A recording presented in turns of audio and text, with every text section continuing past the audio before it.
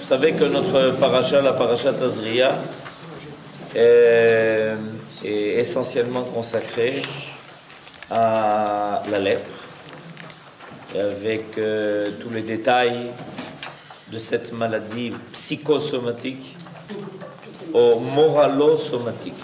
Plutôt, on va appeler ça comme ça. Plutôt que psychosomatique, moralo-somatique. C'est un nouveau mot, j'invente des mots, j'ai pas de problème. On va signaler au petit. C'est un besoin, vous pouvez signaler. Ça m'étonnerait que les Français acceptent le mot moralo-somatique. On peut essayer. S'ils acceptent, ils auront avancé beaucoup dans leur civilisation. Moralo, ça veut dire qu'il y a des conduites immorales qui finissent par avoir des apparitions au niveau corporel. Et aujourd'hui, on va d'Afka parler d'un cas très particulier. La lèpre, dans le cadre de la Torah, ne rend pas malade, elle rend impure. C'est beaucoup plus grave. Et ça oblige la personne qui est touchée par ce négat, par cette maladie, l'oblige à sortir du camp d'Israël et d'être isolé. Ensuite, on a fini par comprendre que les maladies contagieuses réclament l'isolement. Mais il y a des maladies morales qui sont contagieuses, c'est ça qu'on ne sait pas. On s'imagine les hommes, au début on ne pensait pas non plus qu'il y avait des maladies contagieuses au niveau physique, au niveau biologique. On a fini par comprendre ça, on finira par comprendre qu'il y a aussi une contagion d'immoralité possible. Et c'est tout à fait opposé à la thèse libérale occidentale qui dit que chacun peut faire ce qu'il veut chez soi, à condition qu'il ne dérange personne, mais on ne sait pas que le microbe de l'immoralité peut se répandre dans la société, et malheureusement on le constate facilement. Aujourd'hui, on va parler d'un cas très particulier, donc de ce cas de la tsarat, de ce cas de la lèpre. C'est un cas très paradoxal, où on aurait dû être certain que c'est ce qui rend le plus impur, c'est ce qui rend c'est le plus grave, et puis voilà que la Torah nous enseigne le contraire. Alors il y a toujours des surprises dans la Torah. On va lire le texte directement en ivrite, ensuite dans sa traduction française, et on va voir le commentaire de Moog. Alors, on est dans le chapitre 13, au verset 13. C'est facile à se souvenir, 13, 26. Vera'a ha-Kohen, c'est le dernier verset que vous avez dans le texte en hébreu. Vera'a ha-Kohen. Veine kiseta atzarat et kol besaro. Vetiar et anaga kulo afach lavan tahor ou. Vous savez que les seules personnes habilitées à rendre impure ou à déclarer que la personne est pure de cette lèpre dont il est question dans la Torah, le mot lèpre est un mot qui est emprunté. Parce que le mot lèpre est une maladie qu'on connaît, mais par analogie, on a appelé cela aussi lèpre. Alors, la seule personne habilitée à décider du statut de la personne qui est atteinte de la lèpre, c'est le Kohen. Pourquoi? A priori, on aurait pu penser que ça aurait pu être soit le médecin du corps, soit le médecin des âmes, c'est-à-dire le sage, pour nous faire comprendre qu'il s'agit ici d'une dimension morale et spirituelle. Or, le Kohen faisant partie de la catégorie des hommes dans le peuple d'Israël qui doivent s'occuper des choses morales et spirituelles, donc la Torah oblige que ça passe par le Kohen. Alors voilà, qu'est-ce qui est arrivé avec ce Kohen? Alors, dans le texte traduit en français, vous voyez, regardez ce qui est marqué. Celui-ci, c'est le Kohen, constatera que la lèpre a gagné tout le corps. Et il déclarera cette plaie pure. Elle a complètement blanchi la peau elle est pure. Alors il y a quelque chose de très paradoxal. Quand la tsara'at, la lèpre, n'atteint qu'une partie de la peau de la personne, une partie de son corps, la personne est impure.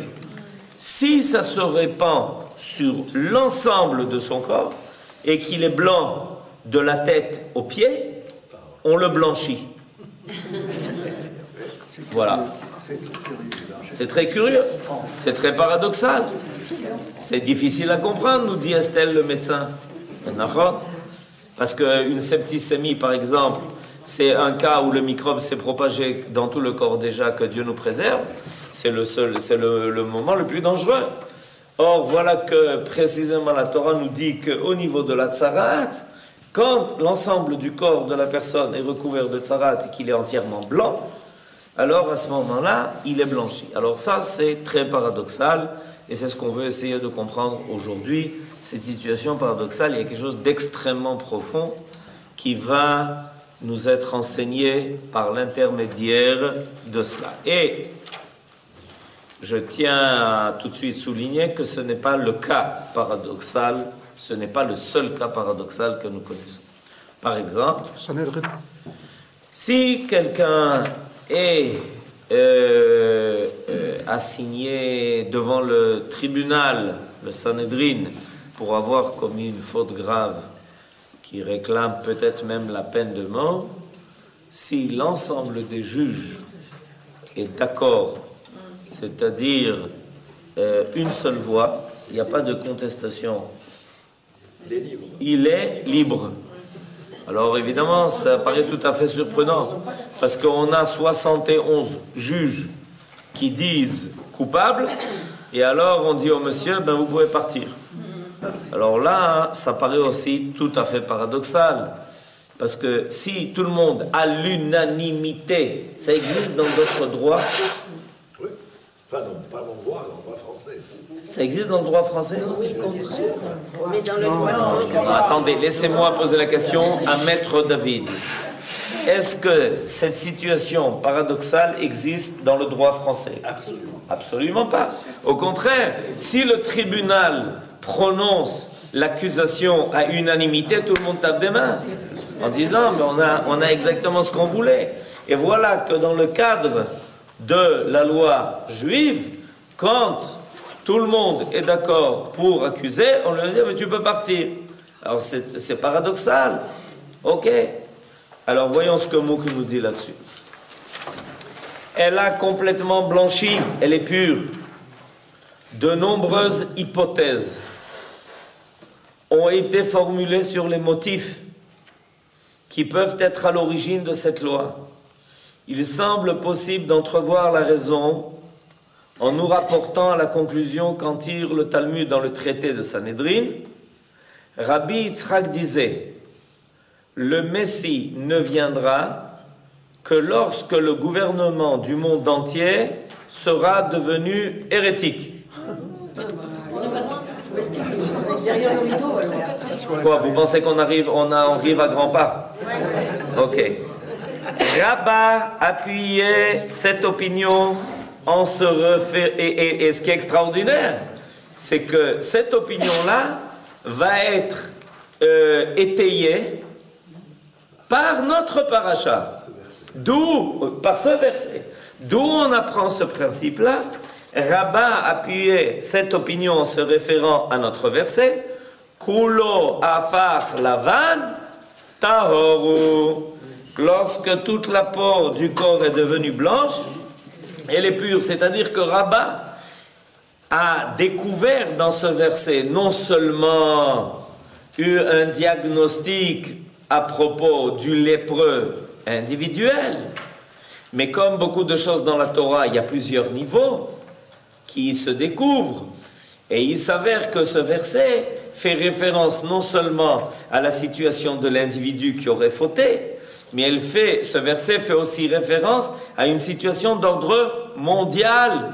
C'est-à-dire que par analogie, on peut se servir de ce verset pour décrire une situation qui apparaît dans le monde entier, comme si tout le monde était atteint de lèpre morale, de lèpre spirituelle. Vous comprenez? C'est phénoménal parce que là on nous enseigne un principe important. C'est que quand on étudie la Torah, il faut savoir l'étudier à tous les niveaux. Pas seulement comme si la Torah était un guide pour l'individu, mais au contraire, et essentiellement comme une science divine qui vient nous révéler des dimensions de la conduite de l'histoire du monde qui peuvent être analysées à travers ce qui est dit à propos de l'individu. Certes, le poil blanc est signe d'impureté. Et si la tumeur blanche couvre le corps à 99%, celui-ci est déclaré impur avec toutes les conséquences qui en découlent, comme je disais tout à l'heure. On l'éloigne du camp, il est isolé, il va falloir qu'il passe tout un processus pour se purifier. Il n'a pas le droit d'être ni avec sa famille, ni avec ses enfants, ni avec sa femme, ni avec ses enfants. Il est isolé de la société. Bref, c'est la situation la plus difficile et la plus grave. Mais dès que la maladie atteint son point culminant et qu'elle frappe le corps tout entier sans le moindre espace immaculé, l'individu devient alors pur. Cette loi répond à la conception exprimée dans la Bible à maintes reprises et sous diverses formes, selon laquelle le salut providentiel est le plus proche de l'homme lorsque celui-ci touche au fond de ses épreuves. Alors il y a quelque chose d'intéressant qu'il faut comprendre. Mina Metzar Karatia Anani Bamechavia. Quand je me sentais le plus en difficulté, à l'étroit, j'étais au fond du puits. Vous avez des exemples dans la Bible de ça? Yosef. Eh oui. Yosef, il vit dans sa famille, il est le plus beau, le plus intelligent, le plus aimé, le plus gâté. On lui dit pas de problème, va au fond du puits. Là-bas t'attendent d'ailleurs des scorpions et des serpents. On espère que tu t'en sortiras, mon petit. Imaginez-vous un peu qu'est-ce qui est arrivé à Yosef, qui était le plus adulé dans sa propre famille et qui se retrouve jeté par ses propres frères au fond du puits de l'exil. Alors, Yehush, désespoir, catastrophe, c'est fini, c'est terminé, il n'y a plus rien à espérer. Attends mon petit, c'est toi qui vas devenir le roi du monde. Ce qui est arrivé. Quand Paro finalement l'a nommé pour être le second du roi d'Égypte, en réalité, l'Égypte à cette époque était l'empire qui dominait le monde. Alors regardez un peu ce qui arrive à Yosef. Du plus haut, il descend au plus bas. Du plus bas, il remonte plus haut, plus en haut encore qu'il était avant. Ça, c'est quelque chose qu'il faut connaître. Moshe non plus aussi, ça on peut. Bêtard, Moshe Rabbeinu. Moshe Rabbeinu, a priori. Il était fils de non, attendez, Abraham, vous allez trop vite. Moshe Rabbeinu n'aurait pas dû naître. On va commencer par le début. Premièrement, Moshe Rabbeinu n'a pas de place sur terre, il n'aurait pas dû naître. Puisque Amram avait répudié sa femme Yochevet. Il lui a dit « Shalom ». Pourquoi?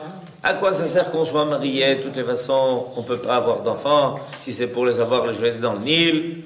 Les Hitraot. Donc il n'aurait pas dû naître. Après que Myriam et Aaron sont nés, Amram a répudié sa femme. Donc d'abord, premièrement, mon cher, n'aurait pas dû être. Finalement, il est né. Ok.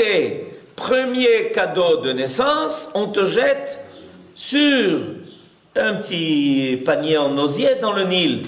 Les chances de s'en sortir ne sont pas si grandes que ça. Je ne vous conseille pas d'essayer de prendre quelqu'un, de le mettre dans un panier et de le mettre ensuite sur un fleuve comme le Nil.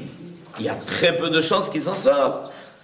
Ok, on continue. Il est finalement sauvé, récupéré. Et on le fait grandir comme un Égyptien dans le palais du roi d'Égypte. Qu'est-ce qu'on t'apprend là-bas? Être égyptien. Être égyptien. De belles choses. Des belles choses. Rien à voir avec Israël. Rien à voir avec Israël. Imaginez-vous, c'est comme si aujourd'hui on vous élevait à la Maison Blanche. Enfin, stable, je donne un exemple. C'est rien, il n'y a aucune chance. Aucune chance que quelqu'un pareil aille s'occuper le peuple d'Israël. Il n'y a aucune chance. Et finalement, c'est lui qui un jour sort du palais, il voit un Égyptien en train de frapper un Hébreu, il lui envoie une baffe à l'Égyptien et il l'envoie balader dans le monde un autre monde. Mais qu'est-ce qui te prend, mon petit? On fait venir des psychologues, des psychiatres, mais qu'est-ce qui lui arrive? Mais tu as été élevé comme un Égyptien. Tout est paradoxal dans la vie de Moshe Rabbeinu. Tout est paradoxal. A priori, c'est contre toute logique, toute chance de pouvoir faire de Moshe Rabbeinu le manik d'Israël jusqu'à la fin des temps. Impossible. Il y a quelque chose de phénoménal. Et ça, c'est des situations que l'on constate et au niveau individuel et au niveau collectif. C'est alors qu'intervient le tournant du destin, comme nous le montre entre autres l'histoire de Yosef et celle des Juifs en Égypte. Zéou. Ok, ça va. Rav, s'il vous plaît, est-ce que les deux exemples paradoxaux que vous voulez nous donner, est-ce qu'ils ne veulent pas dire à celui qui est concerné, celui qui a la lèpre comme le condamné, enfin, qui a été acquitté par tout le monde, est-ce que ça ne veut pas dire, jusque-là, mon ami, nous les hommes, on ne peut plus rien faire. Adresse-toi au grand patron, si tu peux. C'est une façon, c'est quelque chose de vrai ce que vous dites, et je crois qu'on va maintenant, dans la suite de ce qu'on va dire, on va essayer de comprendre. C'est pas cette loi-là paradoxale, comme toute règle, il y a des exceptions. Cette loi paradoxale, elle vient nous transmettre un message. C'est pas, alors pourquoi ça se passe comme ça? C'est bien, on est surpris, on est content parce qu'on est surpris, et qu'on découvre que dans le monde, les choses ne vont pas forcément selon la logique des hommes. Ça nous rassure. On doit être rassuré. Quand il y a des choses, par exemple, on étudie la science. Ok? Moi, je me rappelle que quand on étudiait la physique, etc., on disait, mais sachez une chose, c'est qu'il y a des choses qui sont exceptionnelles. Il y a des domaines, ça ne marche pas comme ça. Ah oui, pourquoi? Ça ne marche pas comme ça. Ça ne marche pas comme ça, ça veut dire, ça ne marche pas selon la logique des hommes. Ce qui veut dire qu'il y a quelque chose d'autre. C'est rassurant. On doit être très rassuré du principe que les choses ne vont pas seulement selon la logique cartésienne. C'est très rassurant. Il y a des gens qui peuvent être effrayés de ça, mais moi au contraire je suis conforté par cela, en me disant qu'il y a une loi qui dépasse la loi de la logique humaine. C'est pour ça que finalement, on doit essayer de comprendre pourquoi les choses se passent de cette façon. Les sages en ont tiré la conclusion qu'il doit en être de même dans le monde idéal des sphères de l'esprit. Le Messie ne viendra, dirent-ils dans une autre sentence, qu'en une génération qui sera entièrement méritante ou entièrement coupable. Dor shekulo zakai, dor shekulo chayav. Dor shekulo zakai.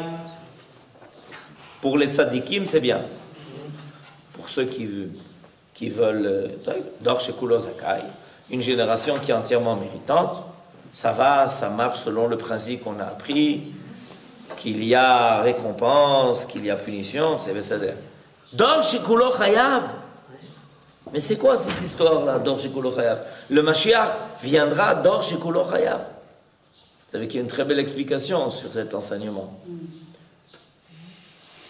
Parce que dans notre logique cartésienne, entre guillemets, ça veut dire ou une génération qui est entièrement méritante, ou une génération qui est entièrement déméritante. C'est ça que, a priori, coupable. Mais il y a quelqu'un qui dit non, c'est la même génération. Ah oui. Ah, ben il fallait être surpris à nouveau. C'est la même génération qui peut être et entièrement méritante et entièrement déméritante. Comment ça peut arriver? Eh bien, dans certains domaines, elle est complètement méritante, et dans d'autres domaines, c'est-à-dire qu'on est dans une génération où il n'y a pas de bénoniout. Il n'y a pas de... Enfin, les gens qui sont bénonimes. On ne vous dérange pas, ne vous dérangez pas, tout va bien. Eh bien, nos sages nous révèlent que c'est dans une génération pareille que le Messie viendra. Dor shekulo zakai o kulo chayav. C'est dans cette perspective d'une génération entièrement coupable qui déclarèrent encore le Rédempteur, Mashiach, ne viendra que lorsque le gouvernement du monde entier sera devenu hérétique. L'apostasie, l'immoralité, la perversion des mœurs sont considérés comme les signes caractéristiques de la phase pré-messianique, comme c'est marqué à la fin du traité de Sota. Rabbi Yochanan disait, quand tu verras une génération qui va de déchéance en déchéance, attends-toi à la venue du Mashiach. Alors, maintenant qu'on a entendu les prophéties, et qu'on est donc moins surpris de ce qui se passe, on peut se poser la question de savoir, et pourquoi c'est comme ça? Pourquoi ça marche comme ça?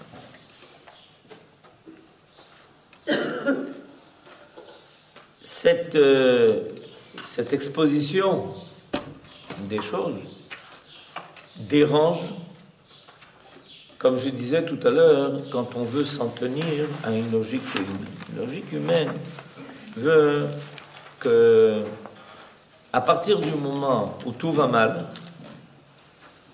ça suppose que tout peut aller mal. C'est-à-dire qu'il n'y a que le mal. Vous avez compris? Pas bon. C'est-à-dire qu'on peut essayer d'imaginer une équation, et elle n'a pas été imaginée seulement. Elle a été rédigée, et elle a finalement décidé même de beaucoup de prises de position dans le monde.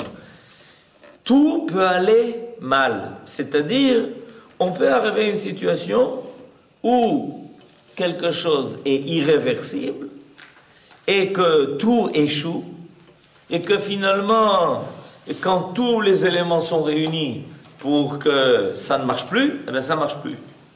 Seulement, on a oublié une chose. Il ne peut pas y arriver dans le monde une situation où il y a l'absolu du mal. Ça n'existe pas. L'absolu du mal est impossible. Pourquoi? 49 degrés. Pourquoi? 49, oui, mais pas 50. Pourquoi il ne peut pas y avoir l'absolu du mal? Ah, vous comprenez pas pourquoi? Mais ça veut dire quoi l'absolu du mal? L'absolu du mal, ça veut dire la suppression du divin. Que c'est l'absolu. L'absolu du mal veut dire la suppression du divin, c'est-à-dire créer une situation qui ne permet plus à Dieu d'être présent. Mais c'est honteux de penser une chose pareille, que les hommes puissent créer une situation qui empêche totalement l'apparition du divin. C'est honteux. Ça voudrait dire que les hommes sont plus forts que Dieu, chas v'shalom. Vous comprenez? C'est pas possible. Il y a quelque chose qui ne marche pas. Dans la véritable logique, essayez d'imaginer une situation où le mal est total et irréversible et il arrive à surplanter tout. Ça voudrait dire que les hommes sont capables de créer une situation telle que finalement le divin n'a plus sa place. On a réussi à l'écarter du monde. Alors dans le monde, il y a eu des hommes pareils qui ont pensé que c'était possible. Et ils ont essayé d'arriver jusqu'au bout du mal. Par exemple, Nimrod. Oui, bien sûr. C'était sa théorie. La théorie de Nimrod. Et ensuite, avec le temps, ça continue. On voit de temps en temps quelqu'un qui dit on va aller jusqu'au bout. Et grâce à ça, on va gagner quelque chose d'important. C'est que le divin n'aura plus sa place et nous, les hommes, deviendrons les maîtres. Et tous les cas paradoxaux que l'on a étudiés, en réalité, viennent nous transmettre cet enseignement. Il est impossible que quelque chose de négatif soit total. On peut penser à un bien total, parce que ça c'est divin. Mais on ne peut pas penser au mal total. C'est impossible. C'est supprimer la capacité du divin de dominer et de faire que le mal ne pourra jamais dépasser la frontière qui fera qu'on sentira quand même la présence divine. Alors, on prend Yosef et on décide de le tuer. Mais ça veut dire quoi, décider de tuer Yosef? Ça veut dire arrêter le processus de l'apparition du peuple d'Israël à travers la famille de Yaakov. Mais c'est impossible. C'est un plan divin, c'est pas un plan humain. Alors les frères ont dit, oui, non, on va le tuer, on va le tuer, on va le tuer, on va le tuer. Et tout d'un coup, il y a quelqu'un qui dit, non, on le tue pas. Et pourquoi tu as dit ça? Et pourquoi on accepte ta proposition de ne pas le tuer alors que tout le monde est d'accord pour le tuer? Ah, ça, on ne comprend pas. Tov, qu'est-ce que tu proposes? Je propose qu'on le mette dans un puits. Mais ne vous inquiétez pas, c'est plein de serpents et de scorpions. Si nous, on ne le fait pas, que d'autres le fassent. Et puis tout d'un coup, il y a quelqu'un qui vient et qui dit non, non, non, non, non, on ne peut pas le laisser dans le puits. On va le vendre. Et pourquoi le vendre? Vous avez décidé de le mettre dans le puits, alors laissez-le dans le puits. Non, non, non, non, non, non, non, on ne peut pas le laisser dans le puits. Et pourquoi? Je ne sais pas, mais on ne peut pas le laisser dans le puits. Mais pourquoi on ne le laisse pas dans le puits? Mais je ne sais pas, mais on ne peut pas le laisser dans le puits. Mais parce que c'est toujours la limite que Dieu ne permettra pas de franchir.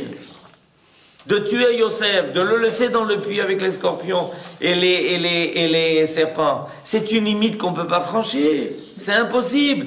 Un homme d'Israël, il peut. Et à un moment donné, on lui dit, tu sais, apparemment, c'est irrécupérable. Ton corps est entièrement blanc, recouvert de lèpre. Zéou gamarnu. Ma gamarnu. En gamarnu. Gamarnu, c'est l'aube ivrit. En gamarnu. Le monde est devenu une catastrophe. Plus rien ne fonctionne, plus rien ne marche. Tout le monde est devenu hérétique, tout le monde fait n'importe quoi, on est avec les méchants frappent des mains, gagnent, ils réussissent partout. Et alors il y a quelqu'un qui dit, Zéo, c'est la fin. Pourquoi? C'est toi qui as créé le monde pour dire que c'est la fin? C'est toi qui vas décider quand est-ce que le monde va se terminer? C'est toi qui vas dire que c'est la fin? Tu es à la place du Créateur. Le Créateur, c'est lui qui a créé le monde. C'est lui qui tient en ses mains les données qui permettront de ne jamais franchir une limite qui est irréversible. Et c'est pour ça que de temps en temps, tout d'un coup, l'empire qui paraît le plus dominant, le plus fort, le plus terrible, auquel personne ne peut échapper, tof, il tombe. Et comment il est tombé? Oh, il est tombé. Ah oui, pourquoi? Eh bien, il est tombé. Et comment il est tombé? Ben, il est tombé. Et tous les historiens maintenant écrivent des livres, ils reçoivent des trucs, etc., pour essayer d'expliquer comment l'empire est tombé. Comment il est tombé, cet empire? Il n'avait aucune raison de tomber, mais il est tombé. Parce que Akadosh Baruch Hu ne laisse pas franchir la limite. C'est pour ça qu'il ne peut jamais y avoir une situation où finalement le mal total, absolu, triomphe. Impossible. La rédemption peut quand même venir sans atteindre cette limite. Et c'est clair. C'est pour ça qu'il y a marqué Dor Shekulo Zakai ou Dor Shekulo Chayav. La vérification du bien peut se faire par deux moyens. Soit le bien triomphe, Dor Shekulo Zakai. Tout le monde fait tchouva, tout va bien. Le bien triomphe. Donc on a vérifié que le bien est le bien. La deuxième possibilité de vérifier le bien, c'est que le mal, dans sa totalité, n'arrive pas à triompher. Ça s'appelle la preuve par l'absurde. Vous avez étudié ça? La preuve par l'absurde. On amène le mal à son extrême, Et on dit, de la même façon que le bien absolu peut triompher, le mal absolu peut aussi triompher. Pourquoi? Parce qu'on veut laisser l'égalité dans les deux branches de l'équation. Eh bien ça c'est une erreur. Il n'y a pas d'égalité entre le bien et le mal. Il n'y a pas d'égalité. Le bien absolu peut triompher. Le mal absolu ne peut pas triompher. C'est pas Zélofer, mais je suis très content que Zélofer. Ah, ça, je suis très content. C'est-à-dire, c'est la preuve par l'absurde. On arrive au mal dans sa totalité, et quand on est sûr qu'il va triompher, tout d'un coup, ça ne marche pas. Ok? Non, c'est-à-dire qu'il gagne des batailles, mais pas la guerre. Il peut gagner une bataille, mais jamais la guerre. Voilà. Non, excusez-moi. Est-ce qu'on peut considérer que quand la génération, enfin nos générations, elles sont tamées, puisqu'il n'y a plus la vache rousse, on peut plus. Mais comme elle est entièrement tamée, est-ce qu'on peut considérer qu'on est pur? Mais oui, parce qu'il n'y a plus la vache rousse, on peut présenter de l'allemand. On est pur. À dire tamé au niveau purification. Ça, c'est pas une question évidente.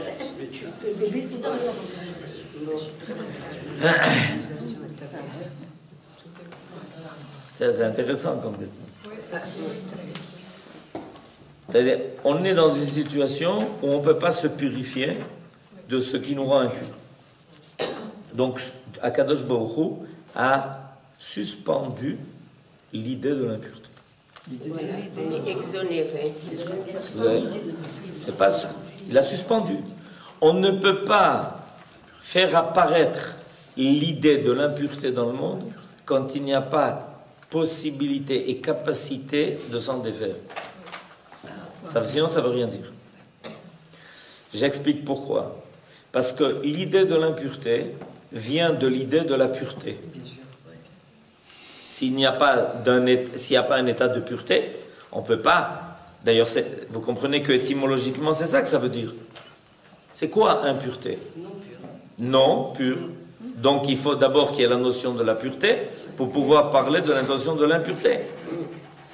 Vous me suivez? Donc, à partir du moment où je ne suis pas capable de parler de pureté, je ne peux pas parler d'impureté. C'est-à-dire qu'il y a une espèce de situation où Akadosh Baruch Hu a suspendu l'idée de l'impureté. Parce qu'on n'est pas capable de s'en défaire. Donc, il n'est même pas question de faire apparaître cette notion d'impureté, puisque de toutes les façons, à notre niveau, ça n'a aucune conséquence. C'est suspendu. À partir du moment où il y aura la possibilité à nouveau de se purifier, alors on pourra à nouveau parler de l'idée de l'impureté. Alors quoi? Alors, j'ai répondu. J'ai dit que c'est suspendu. Je n'ai pas dit que c'est annulé. Okay. Ce que je voulais dire, c'est que je ne sais pas si c'est le bien, le mal, l'impureté. On a l'impression dans cette génération que tout est mélangé. Le bien et le mal, l'impureté et la pureté. Et il faut faire le tri individuellement. Bon, quand il parle de la génération où elle sera méritante, elle sera pas méritante. Vous avez dit une chose qui m'a vraiment remise en question, c'est que dans cette génération, le bien et le mal sont mélangés. Donc, la pureté et la pureté sont mélangées dans la même génération. Et on arrive donc à ce stade. Donc, qu'est-ce qu'il en est par rapport à ça? Par rapport à ce que vous dites, par rapport à Meshiach qui viendra. C'est mélangé de toute façon. Dans l'idée que j'ai soulevée, effectivement, qu'il y a une explication qu'on est dans une génération qui est en même temps et ça, alors, premièrement, vous avez eu raison en disant qu'il y a un tri à faire. Et ce n'est pas seulement au niveau individuel, c'est au niveau collectif. C'est au niveau collectif. On nous présente sans arrêt les deux possibilités, le bien et le mal, en nous disant que le bien peut être le mal, que le mal peut être le bien, que ceux qui ont assassiné peuvent être libres, ceux qui ont été assassinés sont des victimes, les pauvres, etc. Toujours est-il que, premièrement, il y a un travail de tri à faire, et deuxièmement, il y a prouvé ce que j'ai dit tout à l'heure, c'est-à-dire la preuve par l'absurde. Akadosh Baruch Hu nous montre l'absurdité du mal pour le dominer, pour le supprimer, pour arriver à une situation où, une fois qu'on a compris que ces deux situations où il y a totalité du bien, totalité du mal, presque. Donc il n'y a pas de totalité du mal. Il y a en même temps, comme c'est marqué dans les prophètes, jour, lumière et ténèbres ensemble.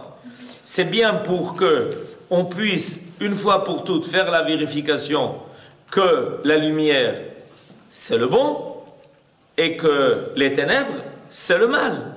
Précisément la juxtaposition entre ces deux situations de bien et de mal, de lumière et de ténèbres, c'est ça qui pourra nous aider une fois pour toutes à décider qu'on est pour le bien et pas pour le mal. Tant qu'il y a une possibilité que le mal, une des possibilités du mal n'apparaisse pas, on peut toujours se dire, peut-être que le mal n'aurait pas été si mal que ça. Et l'humanité fait l'expérience du mal depuis des milliers d'années. Pourquoi vous croyez qu'il y a 80 ans, en Allemagne, on se permet le luxe qui, pas les Allemands, l'humanité se permet le luxe de permettre au mal total d'apparaître. Peut-être que le mal n'est pas si mal que ça. On va voir, on va vérifier. Au début, on fait même des pactes d'alliance avec lui. On signe des traités.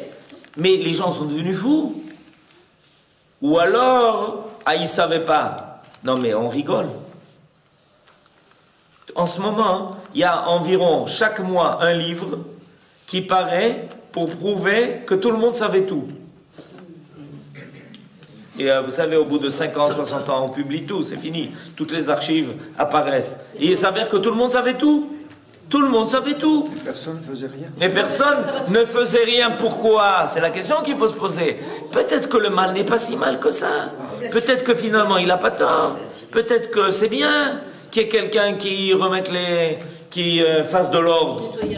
Qui fasse de l'ordre, qui fasse du nettoyage. Vous plaisantez, Rav? Non, pas du tout. Mais la Syrie aujourd'hui, c'est ça, tout le monde sait. Ah ben justement, c'est ça que je plaisante pas, c'est ça. Le pire, c'est que je plaisante pas. Et alors, Et alors, c'est le contraire. Et alors, qu'est-ce qu'aujourd'hui, pourquoi tout le monde se tait? Peut-être que c'est pas si mal que ça. Alors, il faut définir. Il faut savoir il faut être honnête. Quand on permet au mal d'apparaître, au début, on peut dire on est surpris, mais avec le temps, on n'est plus surpris. Et alors, pourquoi on n'agit pas? Peut-être que c'est pas si mal que ça. Dans les coulisses, dans les réunions fermées, c'est peut-être pas si mal que ça. Vous croyez qu'ils ont pensé à ça, que les nations pensent à ça, le fait que ce soit pas si mal? Non, mais vous... Il y a d'autres nations. Non, mais vous plaisantez. Non, mais vous plaisantez. Il faut essayer de décoder. Non, mais vous rigolez. De décoder l'esprit de Mais l'homme. bien sûr, mais comment dire? Enfin, dites-moi, du matin au soir, qu'est-ce qu'ils font? Qu'est-ce que les gens font?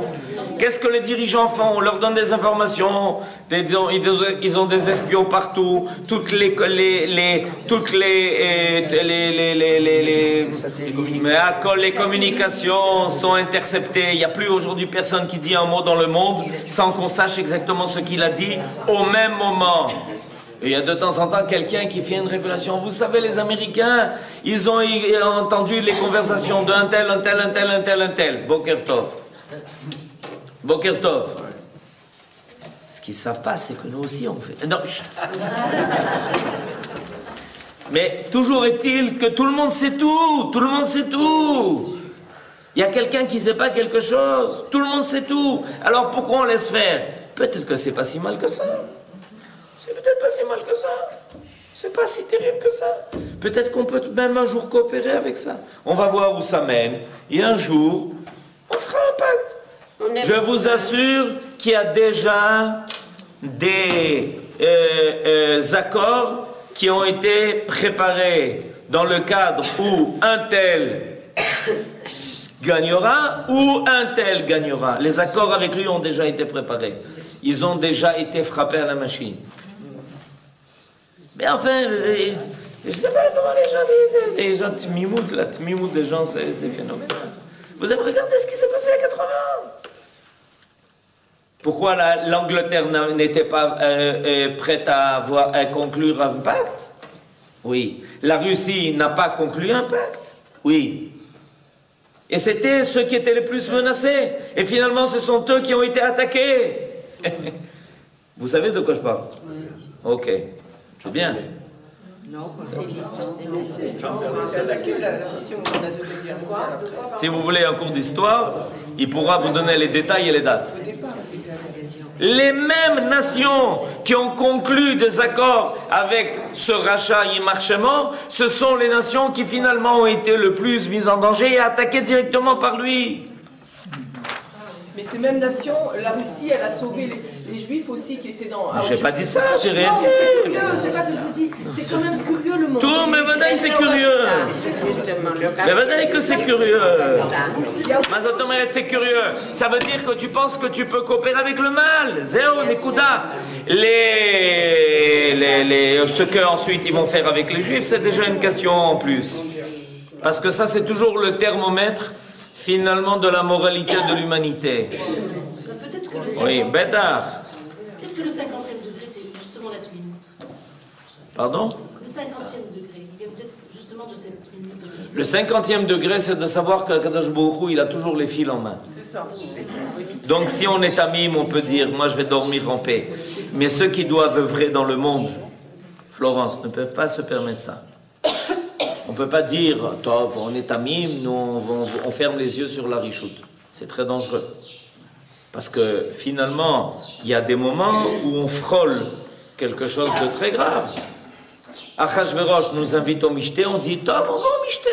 Comment on va au Mishté? À cause de ça, Aman, il a fallu nous supprimer. Il ne faut pas rigoler. La Tmimout, vous savez ce que le Chafetz Chaim, on raconte une très belle histoire à propos du Chafetz Chaim.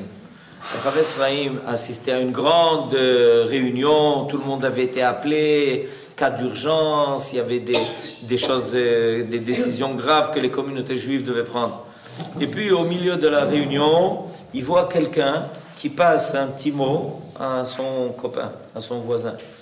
Alors le Chafetz Chaim lui fait signe, lui dit, viens montrer ce que tu as. Il dit, oh là, c'est pas, on ne fait pas des choses pareilles, monsieur Chafetz Chaim, de voir ce qui se passe dans les petits mots. Il est marqué Tamim ti'em Hashem Elokecha. La réponse du Chafetz Chaim était Tamim ti'em Hashem Elokecha, aval lo im bnei Adam.